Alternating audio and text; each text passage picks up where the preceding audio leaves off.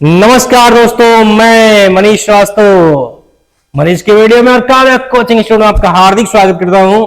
आपने पिछले वीडियो को बहुत प्यार दिया, बहुत सम्मान दिया, बहुत बहुत हृदय की गहराइयों से आपको नमन करते हैं। आप ऐसे दिल से सपोर्ट करते रहिए। आपकी कोचिंग संस्थान और आपका ऐसे ही काव्य कोचिंग इंस्टीट्यूट मनीष श्रीवास्तव का प्यार और स्नेह आपका बना रहे मनीष श्रीवास्तव के ऊपर। तो चलिए शुरू करते हैं आज का बेहतरीन टॉपिक। आज मैं लेकर आया हूं आपके लिए चाहे जिस क्लास का हमारा भाई बहन हो, इंग्लिश का एक बेहतरीन टॉपिक। जैसा कि आपने देखा, प्रेजेंट इंडेफिनिट टेंस समाप्त हो गया, प्रेजेंट कंटीन्यूअस हो गया। आज हम पढ़ेंगे प्रेजेंट परफेक्ट टेंस। कैसे? एक नए अंदाज में पढ़ेंगे और ऐसा पढ़ेंगे कि जीवन में दोबारा किसी से पढ़ने की आवश्यकता नहीं पड़ेगी, क्योंकि टेंस एक ऐसा जैसा है जिससे आप कोई भी अनुवाद को आराम से कर सकते हैं। तो बिना देर के चलिए शुरू करते हैं एक बेहतरीन टॉपिक जिसका नाम है PRESENT present, PERFECT perfect, TENSE इसे हम कहेंगे प्रेजेंट परफेक्ट टेंस। आइए ना इसके बारे में बेहतरीन बात करते हैं हम। क्या है प्रेजेंट परफेक्ट टेंस? प्रेजेंट में होता है वर्तमान। क्या होता है? वर्तमान। परफेक्ट में होता है बच्चा पूर्ण, और टेंस में क्या होता है? काल। तो इसको हम कहेंगे प्रेजेंट परफेक्ट कंटीन्यूअस। प्रेजेंट में होता है वर्तमान, परफेक्ट माने होता है पूर्ण, टेंस माने काल। ये तो इसका मीन्स हो गया। इसकी पहचान क्या है?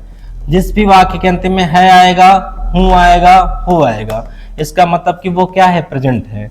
और पूर्ण में क्या होता है? पूर्ण की पहचान चुका होती है बच्चा, चुकी होती है और चुके होते। हर टीचर आपको यही बताएगा, लेकिन इसके आगे जानो। डर के आगे जीत है माउंटेन ड्यू।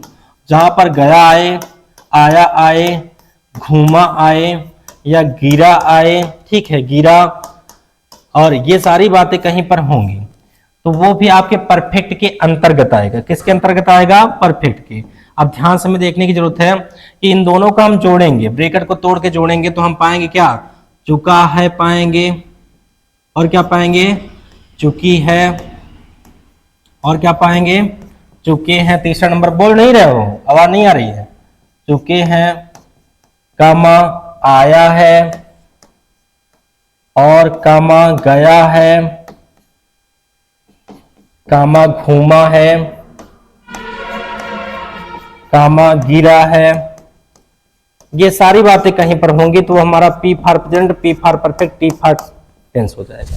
तो जिस वाक्य क्रियाओं के अंत में चुका है, चुकी है, चुके हैं, गिरा है, आया है, घूमा है, गिरा है, ये सब चीज आएगा तो प्रेजेंट परफेक्ट टेंस हो जाएगा। तो आपको चुटकी में किसी भी टेंस का, चाहे जो टेंस हो, किसी भी टेंस का इंट्रोडक्शन बनाना हो तो आप मन में ऐसे बना सकते हैं।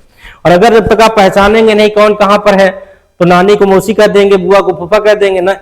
जब तक हम जानेंगे नहीं तब तक किसको कैसे क्या कहेंगे। तो जानिए ना, तो जान गए ना कि जिसके अंत में क्या आएगा? चुका, चुकी है, चुके हैं, आया है, गया है, घूमा है, गिरा है। इसका मतलब क्या?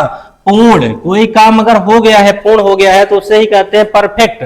और आगे प्रेजेंट है, प्रेजेंट में है, हूं। तो इस तरीके से आप जान गए। अब इसका रूल देखेंगे। What is the rule of distance? How can you change into translation? आप कैसे ट्रांसलेशन में चेंज करेंगे? तो बात करते हैं रूल में। रूल में सब्जेक्ट होते हैं, सब्जेक्ट दो होते हैं। सब्जेक्ट कितने होते हैं? दो। एक होता है आपका सिंगुलर, एक होता है आपका प्लूरल। क्या होता है? एक होता है सिंगुलर, एक होता है बच्चा प्लूरल। तो सिंगुलर देखते हैं, क्या देखते हैं? सिंगुलर। और देखते हैं प्लूरल। क्या देखते हैं? प्लूरल। तो अगर according to this tense our subject is singular, we can use helping verb has. After that, when our subject is plural, we can use helping verb have. In the first and second condition, always remember this point. Use MV's third form. आप अपने main verb जो होंगे उस main verb के third form का इस्तेमाल करेंगे। ये क्या होता है? इसका फार्मूला देखने के बाद सुनाएगा। तो इसका फार्मूला हम देखते हैं बिना देर किए। तो हमारे सामने जो इसका फार्मूला बनेगा वो फार्मूला बनेगा SHMO पे। SHMO मैंने आपको बताया था पिछली वीडियो में। S for subject, H for helping verb, M for main verb, O for object. इसका जानना बहुत जरूरी है, क्योंकि आप कोई भी अनुवाद करो, चाहे जैसा अनुवाद हो, लेकिन आप इसको नहीं जानते रहोगे तो आप अनुवाद नहीं कर पाओगे। तो हम लिखेंगे क्या? सब्जेक्ट। क्या लिखेंगे बच्चा? सब्जेक्ट। सब्जेक्ट के बाद हमारा आएगा HAS हैज, या क्या आएगा? हैव। उसके बाद मेन वर्ब कुछ भी हो, उस मेन वर्ब का थर्ड फॉर्म आएगा। फिर उसके बाद हमारा ऑब्जेक्ट आएगा, और ऑब्जेक्ट के बाद हमारा ETC आएगा। This is the formula of this tense. ये इस फार्मूले का क्या हो गया बच्चा? टेंस हो गया। क्या हो गया? टेंस। इस फार्मूले का, इस टेंस का फार्मूला हो गया आपके सामने। अब बात करते हैं कि कैसे मनीष सर अनुवाद करेंगे। तो अनुवाद करने के लिए भैया सबसे पहले फर्स्ट सेकंड थर्ड फॉर्म को जानना बहुत जरूरी है, और मैं अभी आपको बताऊंगा बहुत इंपॉर्टेंट बहुत महत्वपूर्ण कि first form second form third form, क्योंकि कोई भी अनुवाद करोगे आप वहां पर आपको थर्ड फॉर्म जरूर चाहिए। पैसिव वॉइस जितना भी होगा, क्योंकि हर पैसिव वॉइस में एमबी के थर्ड फॉर्म की आवश्यकता पड़ती है। पास्ट इंडिपेंडेंट बोलोगे वहां पर एमबी का सेकंड फॉर्म, और कोई भी बात करोगे वहां पर एमबी का थर्ड फॉर्म आईएनजी जुड़ेगा। तो एमबी क्या होती है? Main verb. कोई भी काम करना जिसके अंतिम में ना नहीं है, पढ़ना लिखना सोना गाना हंसना मुस्कुराना उठना बैठना नाचना नचाना, ये सब क्या है? मेन वर्ब है। इस मेन वर्ब का फर्स्ट सेकंड थर्ड फॉर्म जानना बहुत जरूरी है। तो मैं अभी यहीं पर लिख दूंगा डिजिटल बोर्ड पे, आप नोट कर लीजिएगा और इसका फेयर बनाते चाहिए। इसका फर्स्ट सेकंड थर्ड फॉर्म दोनों बताया हूँ। प्रेजेंट इंडिपेंडेंट हो गया है, कॉन्टिन्यूअस हो गया, परफेक्ट बता रहा हूं। तो चलिए बिना देर के देखते हैं। अब देखेंगे हम एग्जाम्पल। क्या देखेंगे? एग्जाम्पल। एग्जाम्पल में क्या होता है? उदाहरण। क्या होता है बच्चा? उदाहरण। एग्जाम्पल में होता है उदाहरण। कौन उदाहरण? उदाहरण। आइए मान लीजिए मैंने कहा कि सचिन क्रिकेट खेल चुका है। यहां पर चुका है, जहां पे यहां पर खेल लिया है भी आ सकता है। तो लिया है चुका है, बात एक यानी कहने का मतलब क्रिकेट खेलने का काम हो चुका है। तो इसका अनुवाद क्या होगा? पहले तो आप पहला अक्षर कैपिटल से सब्जेक्ट है और किसी का नाम पहला अक्षर कैपिटल से होगा, तो हम लिखेंगे सचिन। क्या लिखेंगे? सचिन। सचिन हमारा सब्जेक्ट हो गया। अब हेल्पिंग वर्ब देखो, सचिन एक वचन है कि बहुवचन है? फोन लगाओ इसको पूछो। नहीं भैया, सिंगुलर है, क्योंकि किसी व्यक्ति व स्थान अगर एक होता है तो सिंगुलर में आता है। उसके बाद हेल्पिंग वर्ब क्या होगा? हैज होगा। क्या होगा? हैज। तो सचिन हैज हो गया। खेलना को अंग्रेजी में क्या कहते हैं? प्ले। क्या कहते हैं? प्ले। PLAY। सेकेंड फॉर्म होता है प्लेड, PLAYED। थर्ड फॉर्म होता है प्लेड, PLAYED। और हमें क्या चाहिए? हमें ये चाहिए, तो उठा के रखो ना इसको, PLAYED, प्लेड। अब देखो ध्यान से, सचिन की कहानी यहां से खत्म, चुका है की कहानी यहां से खत्म, खेलना की कहानी यहां से खत्म, बचा क्या? क्रिकेट। ऑब्जेक्ट है तो एक दो CRICKET, क्रिकेट। और ये आपका क्या है? ए है। ए फॉर क्या होता है? अफर्मेटिव। अगर आपका इसको निगेटिव बनाना है तो कोई भी हेल्पिंग वर्ब होता है उसके बाद नॉट कर दो, तो हो जाएगा सचिन। क्या हो जाएगा? Sachin has not played CRICKET, cricket. हो गया बच्चा, कोई दिक्कत नहीं हो।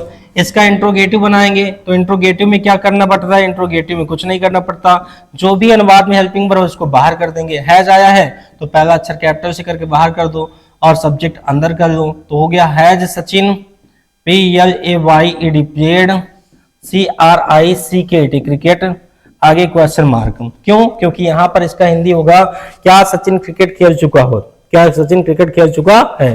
तो इसका अनुवाद होगा है सचिन प्लेड क्रिकेट। और किसी भी खेल के पहले द वर्ड का इस्तेमाल नहीं करते, जैसे the football, the hockey, the cricket. ठीक है, अब क्यों नहीं करते? जब आप पढ़ोगे पार्टिसिपल का रूल तो वहां पर आप जानोगे। नहीं, ट्रांसफॉर्मेशन पढ़ोगे तो वहां भी चीजें बताई जाएंगी। कौन पढ़ाएगा? मैं ही पढ़ाऊंगा और बेहतरीन तरीके से आपको बताऊंगा।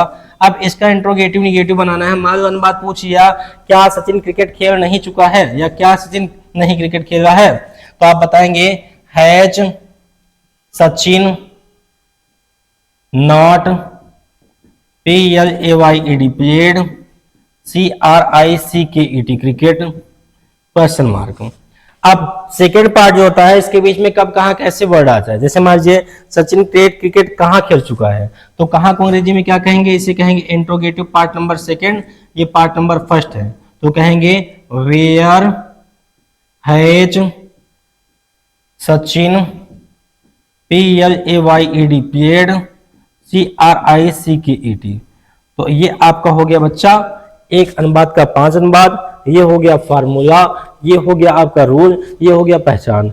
तो इस तरीके से मैं पढ़ाता हूँ, इस तरीके से मैं पढ़ाता हूँ। इसी तरीके से आप पढ़िए और जीवन में आगे बढ़िए। कम समय में बहुत कुछ देने का प्रयास है। एक ध्येय है कि विश्वास रखिए कि बहुत आगे ले जाएंगे आपको, और आपको भी और अपने आप को भी। तो एक बार प्यार से वीडियो को लाइक कर दीजिए, चैनल को सब्सक्राइब कर दीजिए और शेयर कर दीजिए।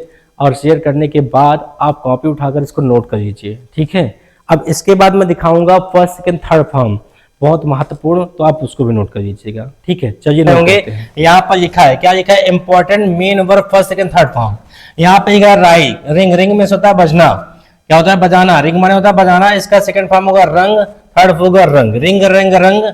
आगे सिंक में डूबना होता है, सिंक संक संक।